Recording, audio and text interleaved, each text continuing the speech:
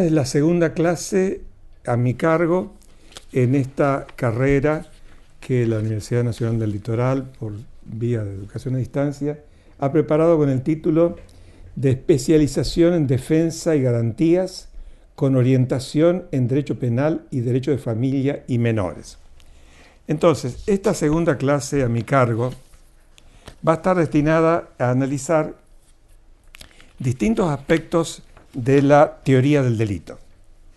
En primer lugar, tengo que hacer una referencia a qué se entiende por teoría del delito.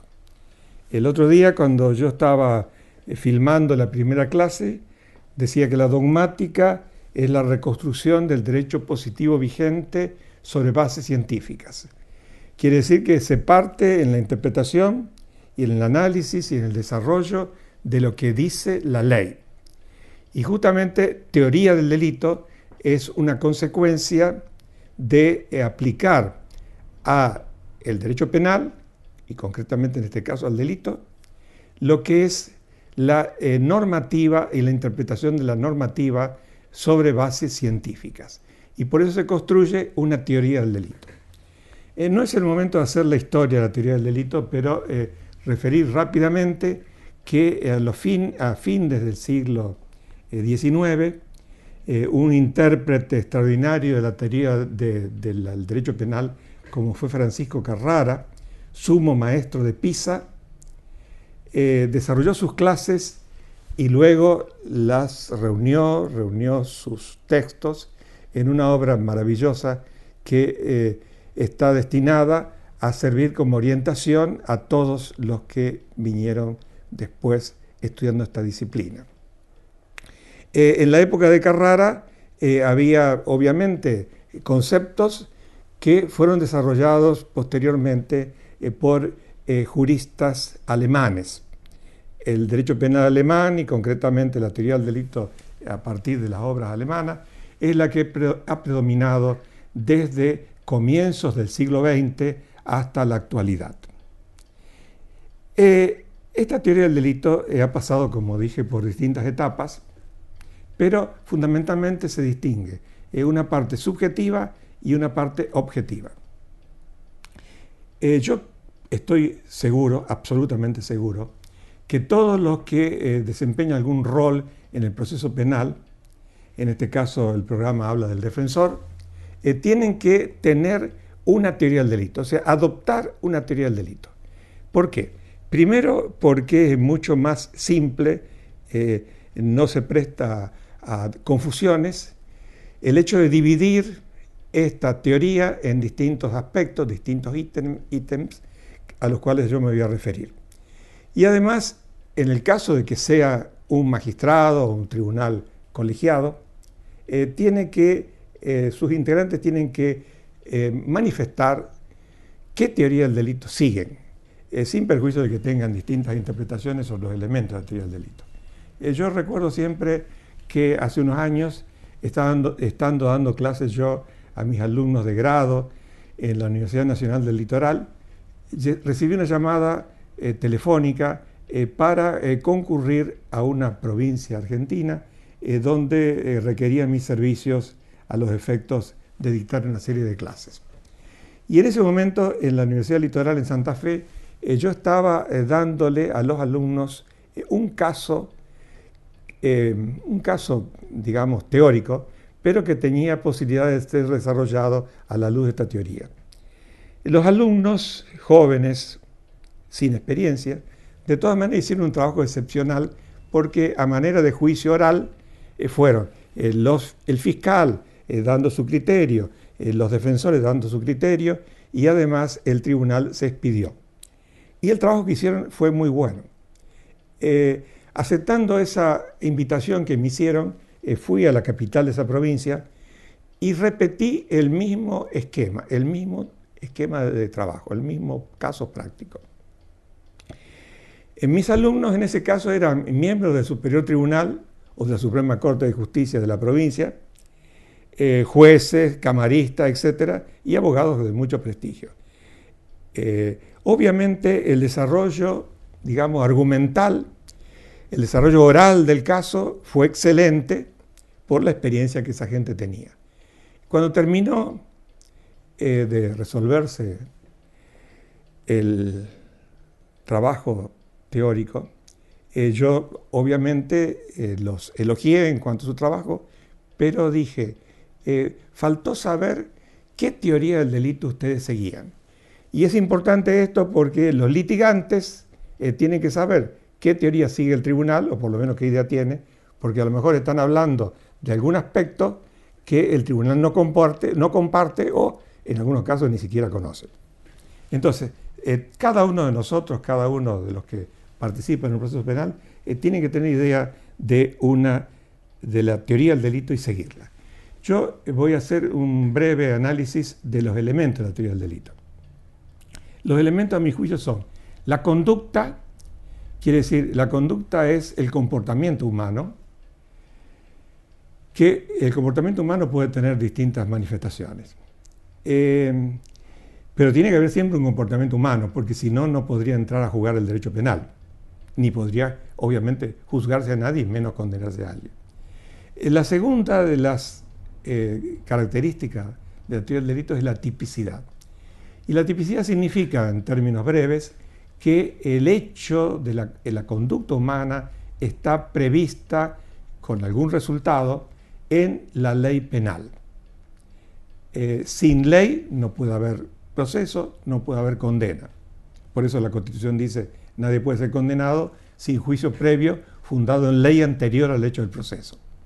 Si tomamos cualquier artículo del Código Penal, de la parte especial del Código Penal, veremos que la tipicidad se manifiesta en distintas áreas. El tipo penal puede tener, y tiene habitualmente, un sujeto, o sea, quién es el posible autor del delito, que en algunos casos está específicamente previsto en el Código Penal. Tiene que tener un elemento objetivo en el sentido de saber cuál es el hecho que se está eventualmente imputando, y un resultado. El resultado puede ser un resultado de un resultado efectivo, de perjuicio efectivo, como puede ser un resultado de peligro en el caso de la tentativa, o un resultado incluso de peligro abstracto en algunos tipos penales más modernos. Pero tiene que haber un resultado. Y todo esto gira en torno del bien jurídico. El bien jurídico, primero tengo que aclarar algo respecto a la expresión bien jurídico. Bien, la palabra bien equivale a interés, o sea, un interés. El interés o el bien se transforma en jurídico cuando el derecho se ocupa de él. Puede haber un interés social que no sea un interés jurídico en el sentido de que todavía no hay ninguna ley que se ocupe del problema. La teoría del delito, entonces, tiene una función fundamental que se manifiesta a la luz del proceso en sí y de la condena que eventualmente se dicte. El programa pide que yo me explaye sobre la tipicidad objetiva. ¿Qué quiere decir esto? ¿Qué quiere decir la palabra objetiva? La palabra objetivo viene de objacere, que significa yacer o estar fuera del individuo. Entonces el objetivo está fuera del individuo. Lo subjetivo integra los conocimientos, las sensaciones, los deseos, etc. En la tipicidad objetiva, como decía hace un rato, aparece descripto el hecho penal. Después veremos, a continuación, qué problemas plantea la tipicidad subjetiva, o sea, cómo la ley considera lo subjetivo, o sea, lo perteneciente al individuo en cuanto a sus conocimientos, sus sentimientos, sus deseos, etc. El programa pide que yo dé una explicación breve sobre los problemas de imputación objetiva. Y quiero hacer una introducción a esto porque la locución imputación objetiva no es demasiado antigua. Aparece en las últimas décadas por obra fundamentalmente de la doctrina, de la jurisprudencia, los criterios alemanes. Y voy a mencionar a un autor que todos conocemos, los estudiantes y los estudiosos del derecho penal, que es Klaus Roxin. Y cuando Roxin, sus seguidores y la doctrina alemana, y con repercusión en la doctrina española y latinoamericana, hablan de imputación objetiva, están diciendo, imputación es a quién se le atribuye, a quién se le imputa. Objetiva, porque por el momento prescinde de los elementos propios del carácter, de la intención, del deseo, etc. ¿Y qué significa en definitiva la imputación objetiva? ¿Cómo se va a hacer la imputación objetiva? ¿A quién se va a imputar el hecho como autor? Me iba a referir específicamente al tema de los delitos culposos, porque si bien los problemas de imputación objetiva se han trasladado también al delito doloso, ahí entran a considerarse una serie de problemáticas que no se podrían desarrollar rápidamente. Sobre todo porque estoy pensando en las obras de Günther Jacobs, un autor actual, alemán, que tiene un criterio distinto al tradicional, que motivaría quizás un comentario y alguna crítica mía que por razones obvias de tiempo no podría ser. Pero refiriéndome a la imputación objetiva, me voy a referir a la imputación objetiva en los delitos culposos. Porque cuando se habla de imputación objetiva se está hablando de dos parámetros que son importantes. El individuo empieza a tener la posibilidad de ser imputado cuando su conducta excede el riesgo permitido. Esta es una cosa muy interesante porque si el riesgo permitido obviamente es el que tolera la sociedad, si el individuo se excede el riesgo permitido y realiza una conducta que es sumamente peligrosa, más allá de lo razonable, empieza a tener posibilidad de ser imputado su accionar jurídicamente. Y luego, para que se complete este criterio de imputación objetiva, el resultado tiene que ser producto del mismo incremento de riesgo, con lo cual está dejando de lado algunos casos muy interesantes desde el punto de vista del delito culposo, como son el principio de confianza, el principio de división del trabajo, etc. Entonces, para que haya posibilidad de ser imputado a alguien, tienen que producirse estas dos variantes. O sea, el incremento del riesgo más allá del permitido y la realización de ese riesgo en el resultado que se está juzgando. La clase tiene como punto final el desarrollo breve de la tipicidad subjetiva.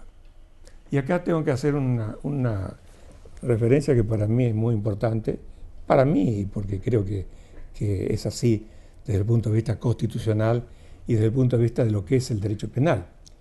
El derecho penal, no debemos olvidarnos, es la última ratio, dice la doctrina, se acude a él cuando los demás remedios del comportamiento ordinario y correcto y los demás remedios que provienen de otras ramas del derecho no han dado resultado. Quiere decir que necesariamente el derecho penal tiene que ser un derecho de mínima intervención y no puede exceder, obviamente, lo que se desprende de la ley penal. Y la tipicidad subjetiva está manifestada en nuestro Código Penal y en las leyes penales especiales de dos maneras, por dolo o culpa. No puede haber delitos sin dolo o sin culpa. Tengo que insistir en esto porque hay una problemática bastante seria de recurrir a criterios de imputación objetiva, no de imputación objetiva, de responsabilidad objetiva. Y responsabilidad objetiva no puede existir en materia penal, como dije el otro día. Entonces los delitos son dolosos o culposos. No puede haber otra tipicidad subjetiva que no sea dolo y culpa. En distintos códigos penales, sobre todo códigos penales latinoamericanos modernos, esto se dice en forma expresa. los delitos son dolosos o culposos. En los proyectos de reforma del Código Penal argentino aparece en algunos de ellos este criterio. Los delitos son dolosos o culposos. No puede haber otra imputación. Entonces, retrocediendo un poquito, ¿qué es el dolo? El dolo es conocimiento de lo que se está haciendo, del hecho que se está realizando, intención de llevarlo a cabo, y yo agrego algo que para mí es esencial, es la elección de los medios. Me parece que esto es muy importante porque todos sabemos que en el Código Penal está caracterizada la tentativa, y la tentativa en el artículo 42 dice: el que con el fin de cometer un delito determinado comienza su ejecución y no lo consuma por circunstancias ajenas a su voluntad. Está claro entonces que el fin de cometer un delito determinado es que cuando se refiere a tentativa, tiene que ser necesariamente la tentativa de un delito doloso, no puede ser la tentativa de un delito culposo. Y le agrego entonces a la consideración de la voluntad, el conocimiento y la voluntad, la elección de los medios. Porque si en la tentativa los medios no hubiesen sido correctamente elegidos para intentar llegar al resultado que el autor pretende, el delito conforme a nuestro código es un delito imposible, lo que la doctrina llama tentativa inidónea, prevista en el artículo 44 del Código Penal. El programa dice: problemática del dolo en las distintas figuras de la parte especial del Código Penal. Sería prácticamente imposible en los breves minutos que quedan hacer un detalle de esto que pide el programa. Simplemente voy a decir que en muchas de las figuras del Código Penal, prácticamente en todas las figuras, no aparece concretamente, ni aparece la mención de dolo, ni aparece concretamente una referencia al conocimiento y voluntad de producir el resultado. Pero está implícito que tiene que ser así por las circunstancias que antes mencioné. La problemática, para mí más seria, es la problemática del dolo eventual. Por eso voy a decir dos palabras de esto. A veces un delito o una conducta que ocasiona resultados muy serios, el intérprete no sabe, en primer lugar, si el sujeto actuó con conocimiento y con voluntad, con lo cual podría estar inserto en la óptica o en el ámbito del delito doloso o también en el ámbito del delito culposo. No voy a hacer ejemplos, pero son bastante conocidos hechos de esta índole.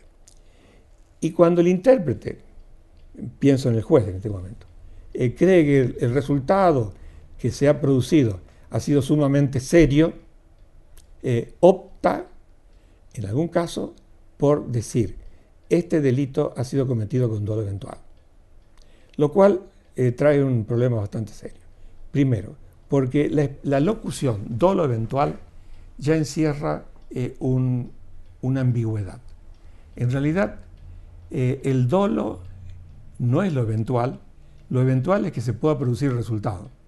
Entonces, cuando el individuo asume una conducta y tiene conocimiento y voluntad de llevar a cabo esa conducta, no obstante que no sepa concretamente si el resultado se va a producir o no, el individuo puede haber obrado con dolo eventual.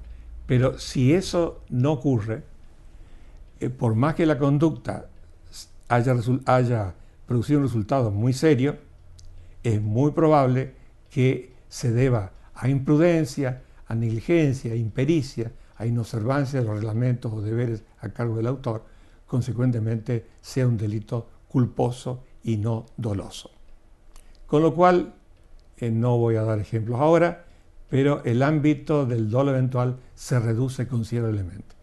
Tanto es así que en uno de los el anteúltimo proyecto de reforma del Código Penal argentino, una comisión que en su momento presidió el doctor Raúl Zaffaroni, había hablado en su proyecto del dolo como dolo directo, con lo cual dejaba de lado la posibilidad de la imputación por dolo eventual. Esta es, a grandes rasgos, la problemática del dolo. La problemática del dolo que, si uno va haciendo un repaso de todas las figuras de la parte especial del Código Penal, puede tener distintas alternativas. Lo importante, fundamental, es que no se castigue a nadie si efectivamente no se ha encontrado su actuar como doloso o culposo, por más que el resultado haya sido nefasto o realmente perjudicial. No puede ser castigado a nadie por asignándole una responsabilidad objetiva que no admite el derecho penal. Sí, el derecho civil, como lo decía el antiguo 1113 del Código Civil de Belsarri con sus reformas, y lo dice el actual Código Civil y Comercial de la Nación. Con esto entonces termino la segunda clase.